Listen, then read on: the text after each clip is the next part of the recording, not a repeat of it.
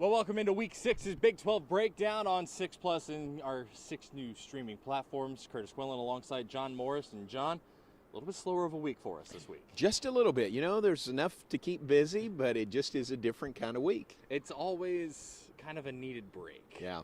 The bye week. Yes, and you can argue, you know, does it come at a good time? I mean, you really sometimes don't have a say in when your open date is, but I think it comes at a good time, although coming off a loss is never the best time to go into an open date. No kidding. I mean, they would have loved to get a win. They got it Sure. down to one score, but then that fourth quarter, and obviously they had to roll the dice a little bit more in the fourth quarter. Baylor did against Oklahoma State.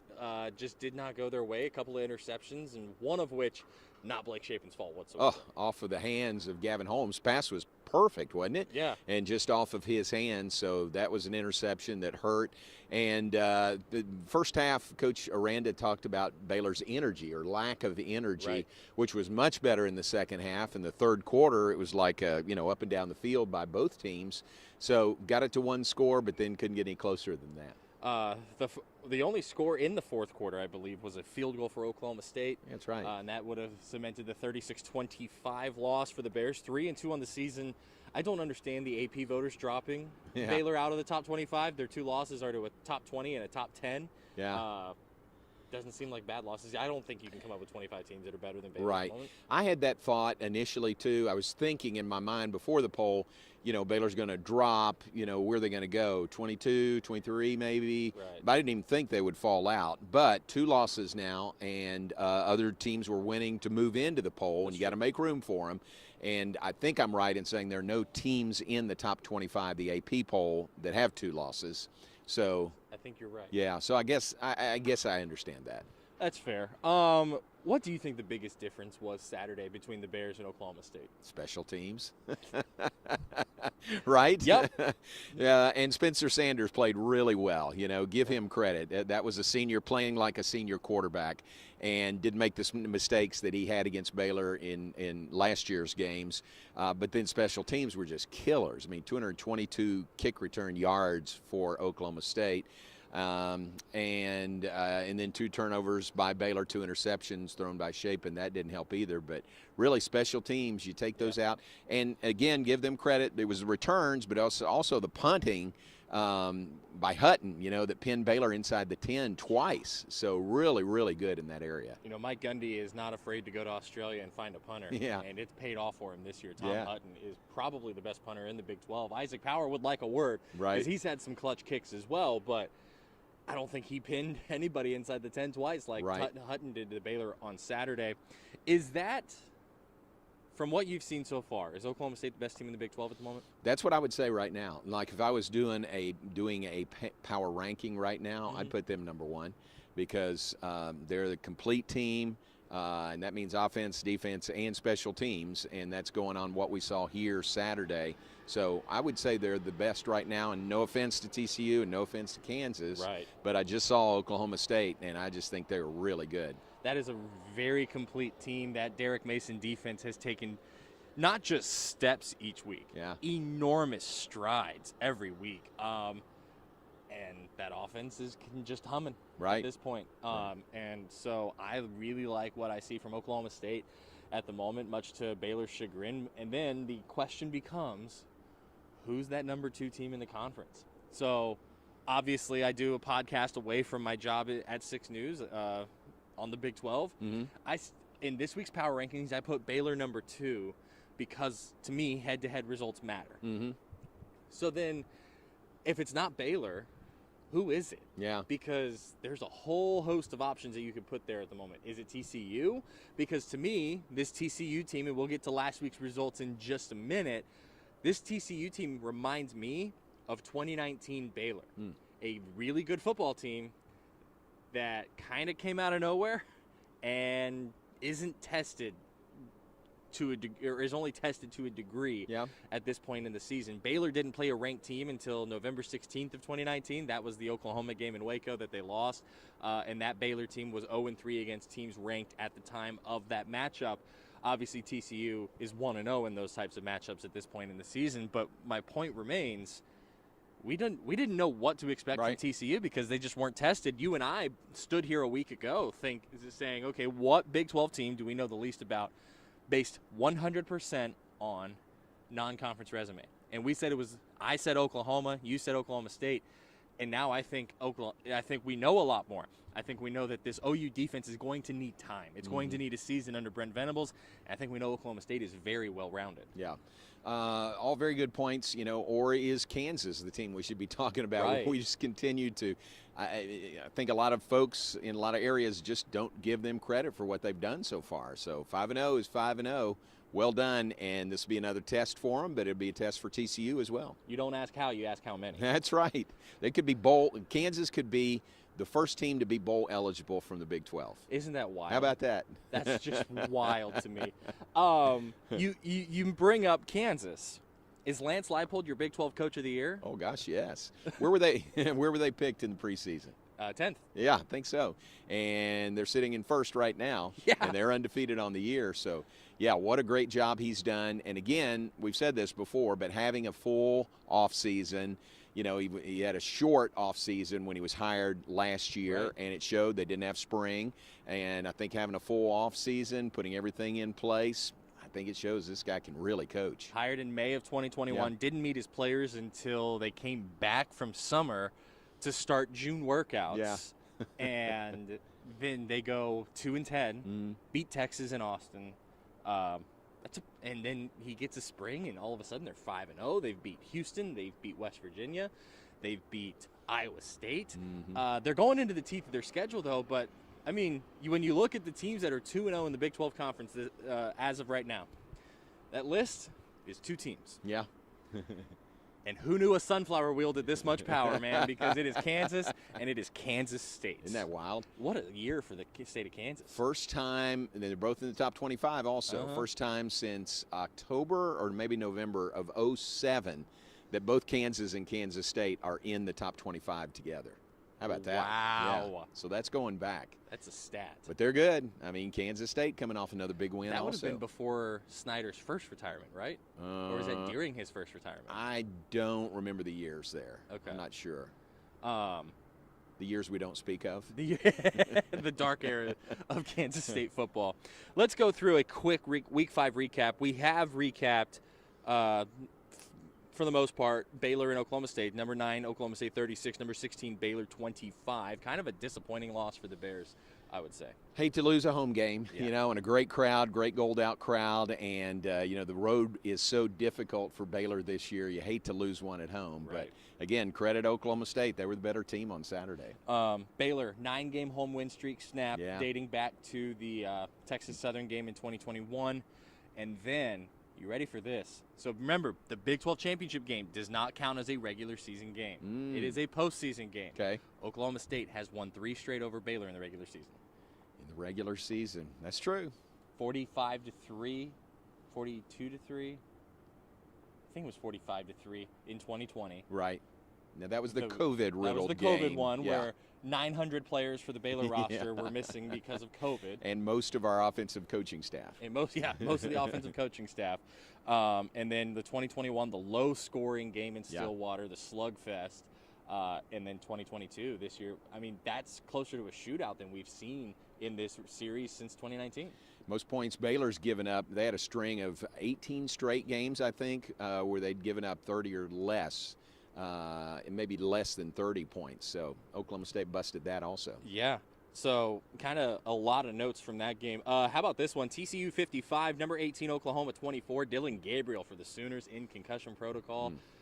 I would be shocked if he played against Texas on Saturday. Yeah, I agree.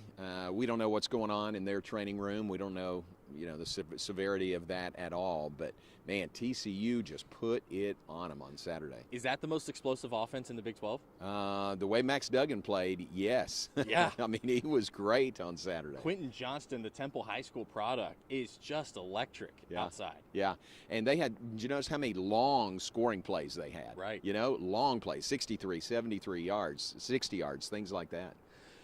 Number 25, Kansas State 37, Texas Tech 28. Like I said, you don't ask how, you ask how many, and they got it done. against a really good Texas Tech team. This Red Raider team is just going to be an air raid squad the rest of the year, isn't it? Yeah, apparently. But again, K-State, and we thought they would be good early on, and then everybody said, whoa, how do you explain Tulane? But then they bounced back nicely since that loss. You look at the rushing. So to explain just how balanced Kansas State is, when I looked at the box score for this one, Deuce Vaughn and Adrian Martinez. Vaughn had one more carry than Martinez. Okay. Martinez had one more yard than Vaughn. It was an awesome show of balance. Balance for balance's sake is dumb.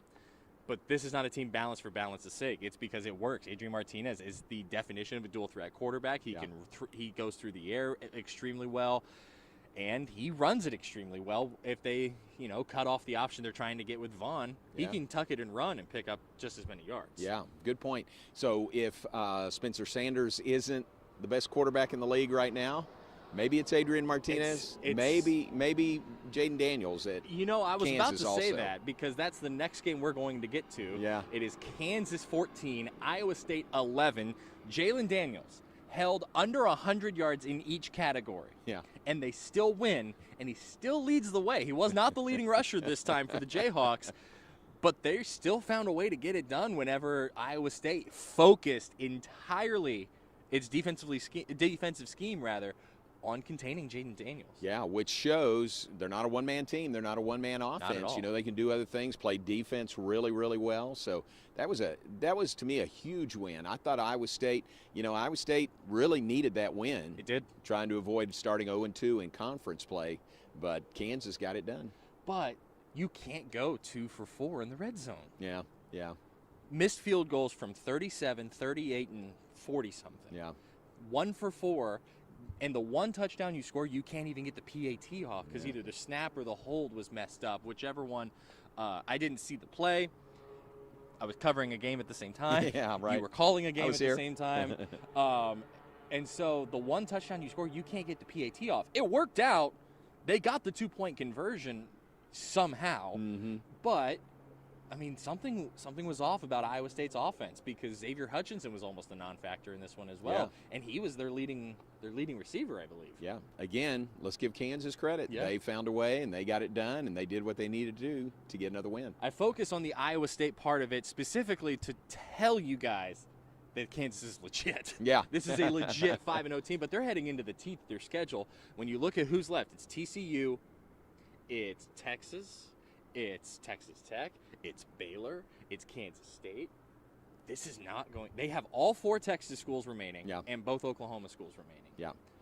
One thing they've done, though, they've started 5-0, and think about all the confidence that they have right now going into that stretch. So that's huge. I think if Lance Leipold, obviously, if you write it up before the season, you want to go 5-0 to start, but it just gives them all that confidence going into this rough part of their schedule. And, I think we all kind of figured they'd be 2-3 at this point at best, and now 5-0 with a legitimate shot. I think if Leipold wins one more game, he will have my Big 12 Coach of the Year vote the next day because that's the kind of turnaround he's got going on in Lawrence, USA. Where game day will be this Saturday. Where game day will be. For football. I'm as shocked as you are. Isn't that great, though? Also, and I've been calling them out for the last 2 or 3 weeks about ranking Kansas. The cowards did it. Oh, they ranked Kansas in football. Yeah. The Kansas Jayhawks. Just blows my mind Number to say 19. That's great. I would have been a freshman in high school the last time they were ranked. Wow. Hard to believe. Yeah, been a while. Texas 38, West Virginia 20. Terrifying injury in this one for, I cannot for the life of me remember his name, C.J. Donaldson? I don't remember. I don't want to butcher it, so horrifying injury for West Virginia, but it seems like he's going to be okay. I would be shocked if he played against Baylor next week, though.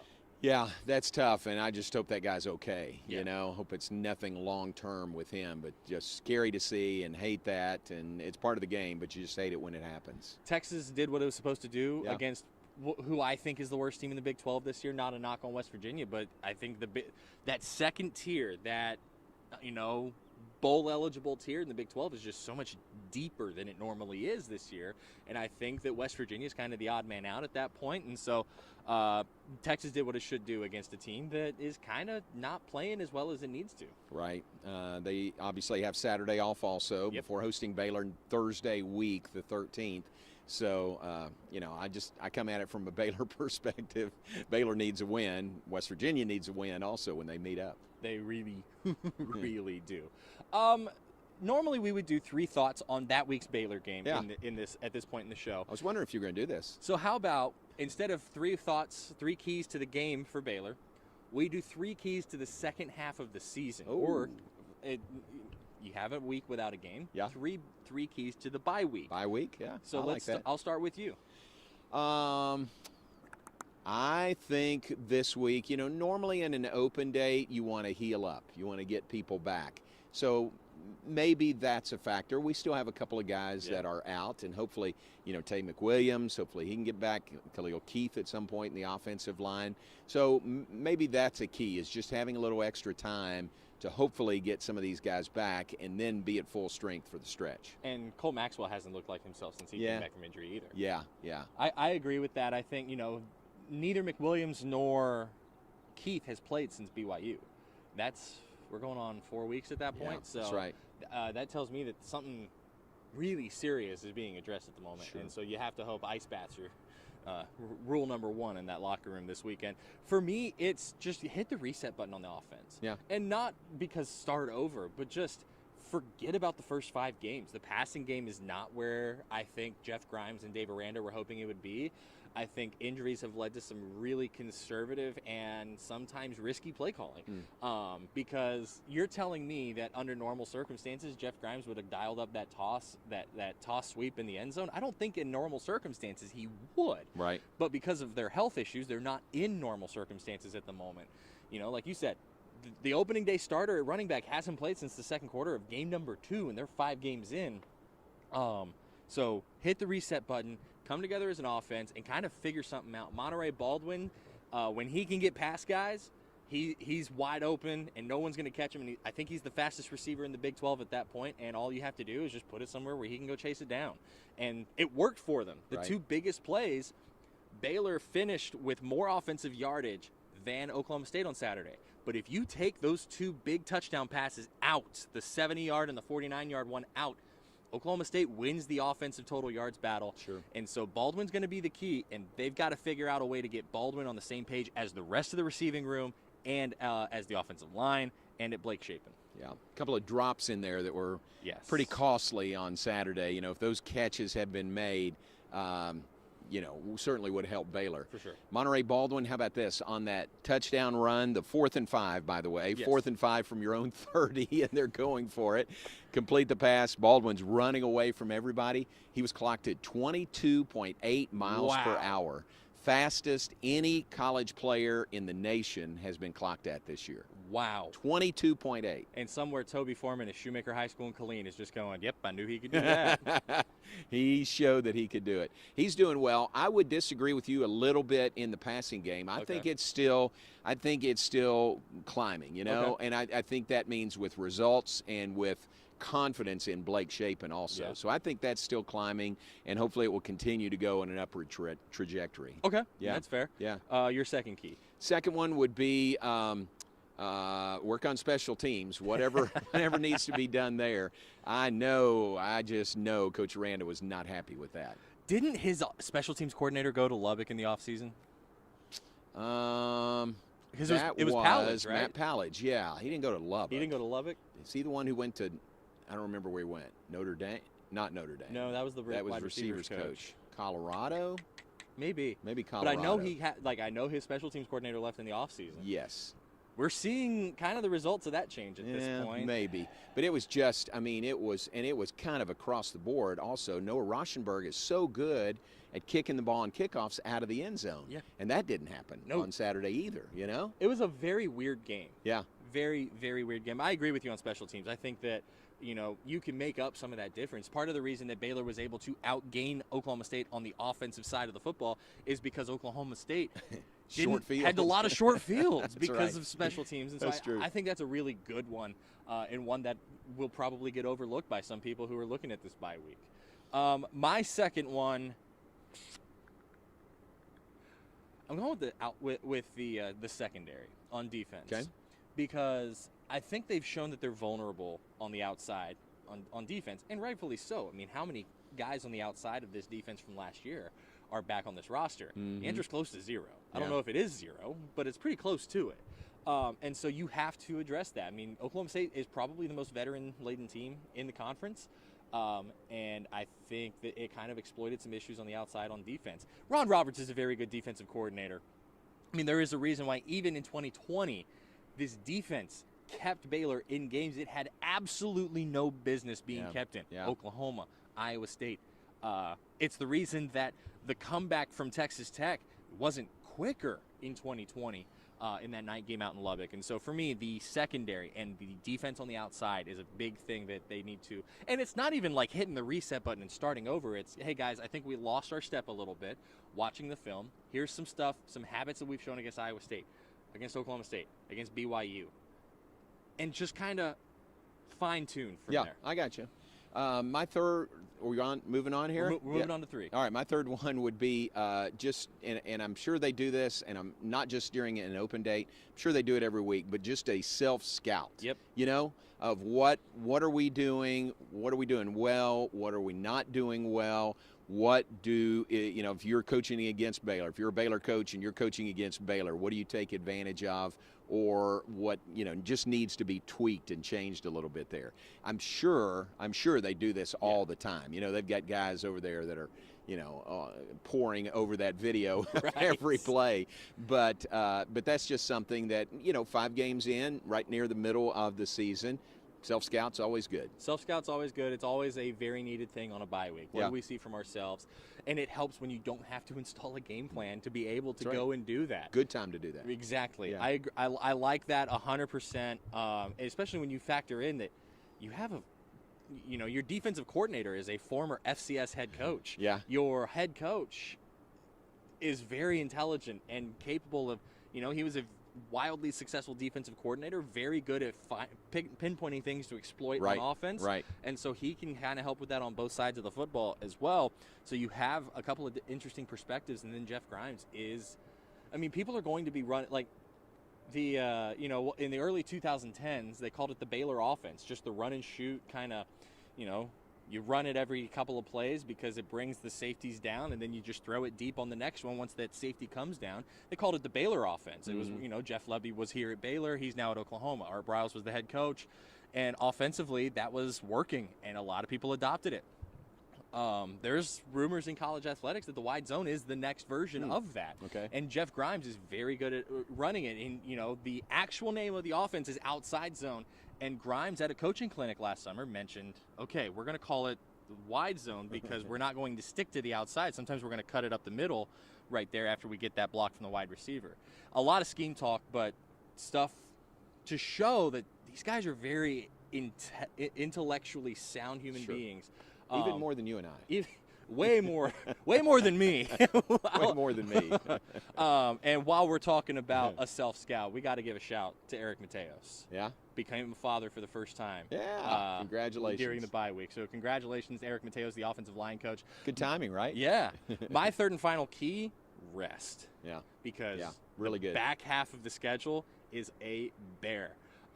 You can attribute some of, you know, we talked in that first step for me, the offense just, to me, and you said you kind of disagree in some aspects, but to me, it just hasn't gelled. Mm-hmm. And there's a whole host of reasons that you can say for that, and you can disagree. I'm wrong sometimes. My wife will confirm that. But you look at the back half of the schedule. I think West Virginia is a good team that's going to finish with a losing record. Yeah. But it's the worst team in the Big 12 this season because of how good the Big 12 is. But then after that, you look at the schedule, currently 5-0 Kansas. The week after that, currently 3-2 Texas Tech. The week after that, currently 3-2 Oklahoma. Week after that, currently 4-1 Kansas State. Right. Currently 4-0 TCU. Yeah. And then you end the regular season at Texas. Baylor, just like Kansas, is going into the teeth of its schedule. Yeah, very much so. So rest would be good this week. Yes. Take advantage of it while you have it. I think they've got a practice schedule that will accomplish that, giving them a day off, a couple days off really, and then they'll be back and be into a normal, you might think, oh, they've got a short week to prepare for a Thursday night game. Right. Well, no, you're not playing on Saturday, so you just back everything up. So you do have a normal week leading into a Thursday. And do you go into the bye week understanding that this will be West Virginia's third game and kind of have to figure out, is that an advantage for West Virginia? On Thursday games? Thursday yeah. games. Oh, I thought that at the start of the season. Yeah, they've already played 2 Thursday night games. And they get to play this one in their own backyard. Yeah. Instead of going to Pittsburgh or going to Blacksburg. That's true. Yeah. So maybe they've got a little something there, having played 2 Thursday night games. Maybe. Yeah. All right, so let's go through this week's schedule and preview the Week 6 slate in the Big 12. Only 4 games this week. Baylor, West Virginia, the 2 teams off. We start, John, with the only completely ranked matchup in the Big 12 Conference. We are talking, of course, about the 11 a.m. Central Time game on Saturday in Lawrence, Kansas. It's the number 17 TCU Horned Frogs, unbeaten at 4-0, walking in to David Booth Kansas Memorial Stadium to face 5-0 number 19 Kansas. This is going to be fun. Yeah, absolutely. I'm just going to hunker down and watch that game. I'm looking forward to it.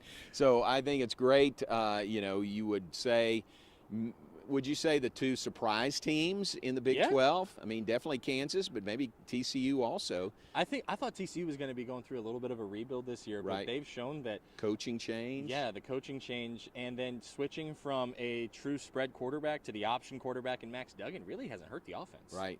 So what a great matchup between these 2. Game day there, great for the Big 12. Big 12 having a game day at their site for the 3rd time already this year.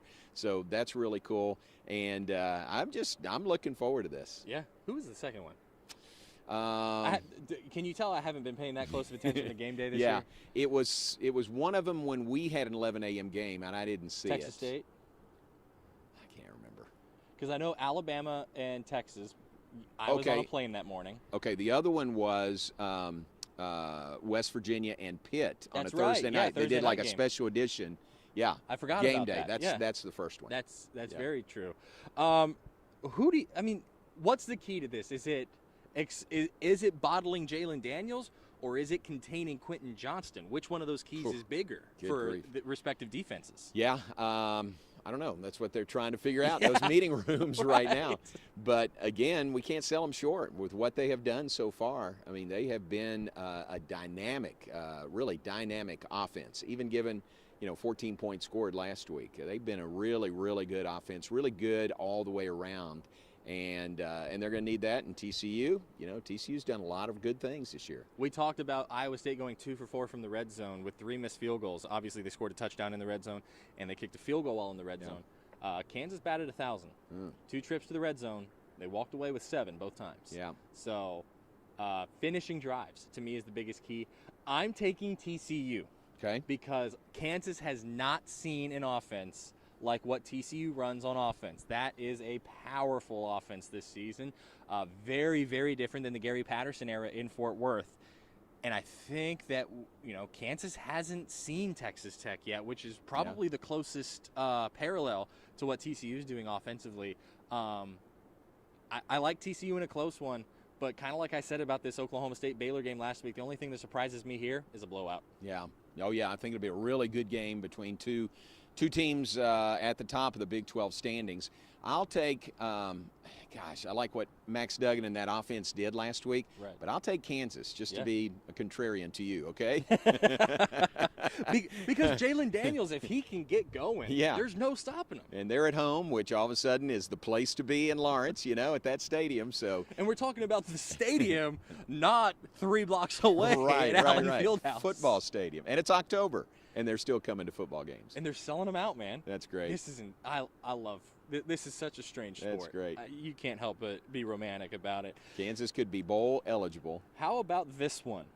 For the first time since 1998, neither Texas nor Oklahoma is ranked when they face off in the Red River rivalry, 11 a.m. Central Time Saturday. ABC is the kick. By the way, TCU Kansas, Fox Sports 1. 11 a.m. on ABC. It's Texas and Oklahoma from the Cotton Bowl in Dallas. And Normally this would be the game of the week in the Big 12. Yeah. This week it's, as Bryce Cherry called it this morning when I hopped on to do a podcast with him and John Werner, kind of an afterthought. Wow. It's the only game on Saturday involving the Big 12 that doesn't have at least one ranked team. Yeah. You know, and it's Texas and Oklahoma. So that's wild. I mean, that just shows you how well some of these other teams have played already this year. If you're Texas, because there is talk Quinn Ewers could be cleared to play and come back against Oklahoma this weekend. If you're Steve Sarkisian, we're not, but we're going to play. We're going to pretend here. If you're Steve Sarkisian, Ewers is healthy, Card is healthy. Which one do you go with? He gets paid a lot of money to make those decisions.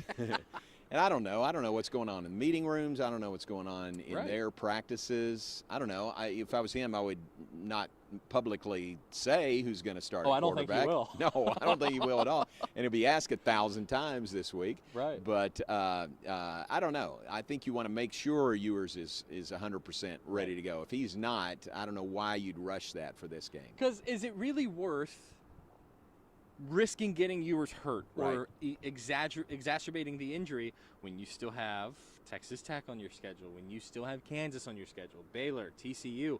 Texas has only played Texas Tech at the Texas schools. It has not played either of the Oklahoma schools, has not played Iowa State. Yeah. So you could argue that's the teeth of its schedule. You could also argue that the team picked to finish 9th in the conference makes that a little bit of a softer landing at that point. Or the team picked to finish 10th in the conference is in there, and the team that may actually finish 10th in the conference you just played. Yeah. And so I don't know what they do at quarterback. But to me, the biggest question is at OU. Is Dylan Gabriel healthy? Mm-hmm. Can the offense find a way under, who played last week? One of the most, I mean, I'm not saying this to be rude or to be funny, kind of one of the most forgettable names in the Big 12. Are you talking about that quarterback? Yeah, the backup quarterback. I don't remember. But, what's the OU offense going to look like with Dylan Gabriel being out? Right. Factor in also Oklahoma's lost 2 games in a row. Right. I think I'm right. The last time they lost 3 in a row was 98. Yeah. Is that right? So that's been a long time, much like these two teams facing each other, neither being ranked since 98. So. And didn't they change coaches after that last season they lost 3 in a row? Yes, 98, and then Stoops came in in 99. That's right. Won it all in 2000. That's right. And so I don't think that we're talking about Brent Venables on the hot seat here, but just interesting to look at how all of this. Who you got? I will take Oklahoma just because I really can't picture them losing 3 in a row. I'm with you. Yeah. I'm with you on that.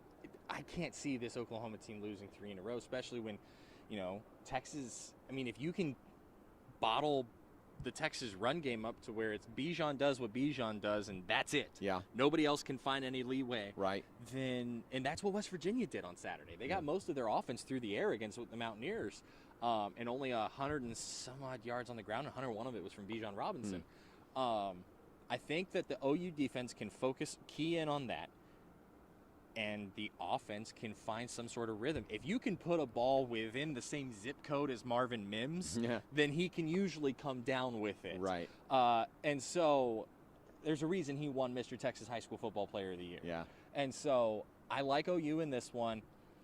I think this could be one of the more entertaining Red River games in recent memory. Yeah, and remember, in these rivalry games, more often than not, somebody steps up that you're not expecting, right? And really makes a name for themselves and really is a key for their team's win. So that'll be fun to see how that plays out. And 2 years ago, it was Tanner Mordecai coming in the second quarter of this one. So who knows what is going to happen when the Red River rivalry renews on Saturday. 2:30 p.m. Central Time on Fox Sports 1 from Boone Pickens Stadium in Stillwater, Oklahoma. One of 3 straight sellouts for Oklahoma State this season. It's the 7th-ranked Cowboys against the Texas Tech Red Raiders. Tall task. Yeah. For Joey McGuire's bunch. Yeah, Oklahoma State, I think they're feeling really good right now. Coming off this road win here, big win for them, and then going back home, and Tech may be reeling just a little bit. Yeah. So Oklahoma State, that'd be my pick in this game. I'm picking Oklahoma State. One of the interviews that I saw, so outside the locker room on Sunday, Derek Mason was asked about fourth down because Baylor went for it 5 times on fourth down Saturday. He said, we didn't just have an idea about first down, it was on, or about fourth down calls, it was on my call sheet. Oh, really? So the fact that everyone in the Big 12 kind of knows it, but it paid off. Yeah. They stopped him on 2 of them. Right. Obviously, one of them a 70-yard touchdown pass. Right. But you got 2 fourth down stops, and Baylor was not good on third down either. And so they couldn't stay on the field on third down half the time. This is a really good defense. Now, they have not played a team that just throws it up and throws up some prayers. Everybody's been a little bit balanced that they've played, or has been Arkansas Pine Bluff. I'm not trying to be rude, but that's a team they should have overmatched. I like Oklahoma State in this one, but I don't know by how much, because this is very unlike any opponent that the Cowboys have seen this season. Yeah, and is there any hangover? I mean, I think for Oklahoma State coming here, I think Baylor was in their sights since December 3rd last year, you know? Right. And they came in, and give them credit, got the revenge, got the win here. But you got another game coming up 1 week later. Exactly. The final game of the night on Saturday, 6:30 p.m. Central on ESPNU. It is the Kansas State Wildcats in the top. I think they are number 16 this week. Okay. And the Iowa State Cyclones suddenly on a little bit of a slide, a 2-game skid inside Jack Trice Stadium. Night game, I imagine that place will be rocking because it always is at night. Those all-black uniforms that Iowa State wears on night games are awesome and add to the atmosphere. But then you look on the other side, and you have a Kansas State team that was a dark horse until everybody started talking about them being a dark horse. And now they're very much in the conversation for a trip to AT&T Stadium. And so for this can you realistically see Iowa State falling from 3-0 to 3-3? I can see it. It's hard to imagine. Wouldn't have predicted that at all at the start of the season. Not at all. Right. But, I'd pick Kansas State to win this game. I just think they're playing really well all the way around. Very solid team. Iowa State reeling a little bit, like we said about Texas Tech. And they're very, very young this year. A lot of new guys in new places. Biggest key to this game for me has absolutely nothing to do with football. Distractions. Yeah. Sunday. The Wisconsin Badgers fired head coach Paul Chryst. Oh, yeah. For those of you scoring at home, that is 2 Big Ten openings. And, of course, it's one of the names attached to both, and reports, conflicting reports about whether either of these schools has reached out to his agent. Nebraska and Wisconsin and the Ohio native coaching in the Big 12, who came up through the Big Ten and through the MAC and was a successful MAC coach, Matt Campbell. Matt Campbell, exactly. Even where their record is right now. Yep. I don't think that tarnishes other schools being interested in him. Right. I mean, Jimbo Fisher went 7-6 the year he got the 6-6 the year he got the A&M job. So people can look past 1 year and see, look, he did all of this. 1 off year is not going to ruin his reputation. And Matt Campbell's still an awesome football coach. I don't think anybody's going to counter that. But can he keep his team focused, or are they thinking they might lose their coach? Yeah, agreed. And so I think that, and I said this on, again, separate from my work at Channel 6 on my podcast, I think of the two, I think he's a marvelous fit at Wisconsin. What does fit mean in modern college athletics is a completely separate conversation. But if that team gets distracted, Kansas State can exploit it. Very much. Yep. I would pick Kansas State. Yeah. I'm going with K-State in this one. It's just a question of by how much for me. Is it 3 or is it 23? And we'll find out. Any big bye week plans? I'm just home this weekend, so kind of nice. Do some yard work at home on Saturday morning, and no big plans. That's wonderful. No big plans. I'm not going anywhere.